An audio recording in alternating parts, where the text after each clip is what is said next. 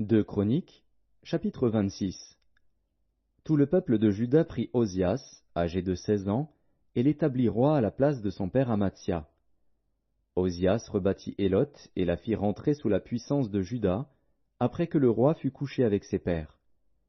Ozias avait 16 ans lorsqu'il devint roi, et il régna 52 ans à Jérusalem. Sa mère s'appelait Jécolia, de Jérusalem. Il fit ce qui est droit aux yeux de l'Éternel, entièrement comme avait fait Amathia, son père. Il s'appliqua à rechercher Dieu pendant la vie de Zacharie, qui avait l'intelligence des visions de Dieu. Et dans le temps où il rechercha l'Éternel, Dieu le fit prospérer. Il se mit en guerre contre les Philistins. Et il abattit les murs de Gath, les murs de Jabné et les murs d'Asdod, et construisit des villes dans le territoire d'Asdod et parmi les Philistins. Dieu l'aida contre les Philistins, contre les Arabes qui habitaient à Gur-Baal, et contre les Maonites. Les Ammonites faisaient des présents à Ozias, et sa renommée s'étendit jusqu'aux frontières de l'Égypte, car il devint très puissant.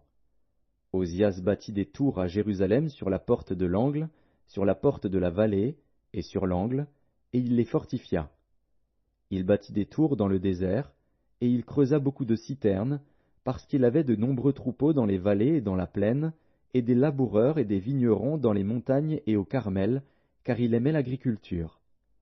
Ozias avait une armée de soldats qui allaient à la guerre par bandes, comptés d'après le dénombrement qu'en firent le secrétaire Jéhiel et le commissaire Maazéja, et placés sous les ordres de Hanania, l'un des chefs du roi.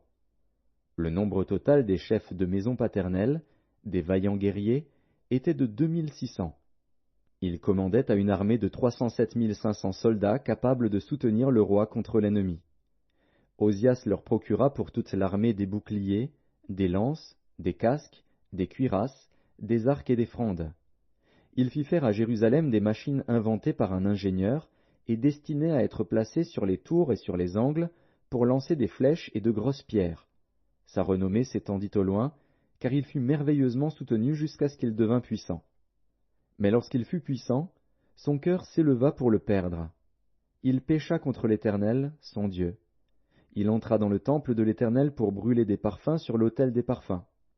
Le sacrificateur Azaria entra après lui, avec 80 sacrificateurs de l'Éternel, hommes courageux, qui s'opposèrent au roi Ozias et lui dirent « Tu n'as pas le droit, Ozias, d'offrir des parfums à l'Éternel. Ce droit appartient aux sacrificateurs, fils d'Aaron, qui ont été consacrés pour les offrir. Sors du sanctuaire, car tu commets un péché, et cela ne tournera pas à ton honneur devant l'Éternel Dieu. » La colère s'empara d'Ozias, qui tenait un encensoir à la main. Et comme il s'irritait contre les sacrificateurs, la lèpre éclata sur son front, en présence des sacrificateurs, dans la maison de l'Éternel, près de l'autel des parfums. Le souverain sacrificateur Azaria et tous les sacrificateurs portèrent les regards sur lui, et voici, il avait la lèpre au front. Ils le mirent précipitamment dehors, et lui-même se hâta de sortir, parce que l'Éternel l'avait frappé. Le roi Ozias fut lépreux jusqu'au jour de sa mort, et il demeura dans une maison écartée comme lépreux, car il fut exclu de la maison de l'Éternel. Et Jotham, son fils, était à la tête de la maison du roi et jugeait le peuple du pays.